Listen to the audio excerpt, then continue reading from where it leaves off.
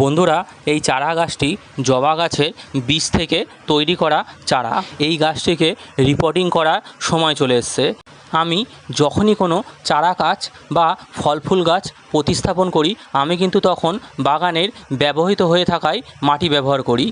এর ফলে কিন্তু একটিও গাছ কিন্তু মরবে না, মাটিতে কোনো রকম খাবার থাকে না, তাই গাছের পাতা পচে যাওয়া বা গোড়া পচে যাওয়ার কোনো ভয়ই থাকে না। তাই সবসময় পুরনো ব্যবহার হয়ে যাওয়া মাটিতেই নতুন প্রতিস্থাপন করতে হয়। চারা গাছটি ছোট থাকায় তাই আমি এখানে 4 ইঞ্চি টবে কিন্তু গাছটিকে প্রতিস্থাপন করছি।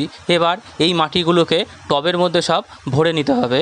এবার চারা গাছটিকে মাঝখানে বসিয়ে চারিদিক থেকে মাটি দিয়ে ভরে দিন। প্রতিস্থাপন করার 1 মাস পর দেখুন গাছটি কত সুন্দর চেহারা নিয়েছে। অনেক কিন্তু নতুন নতুন ডালপালা ছাড়তে শুরু করেছে। এবার কিন্তু গাছে খাবার দেওয়া শুরু করতে হবে।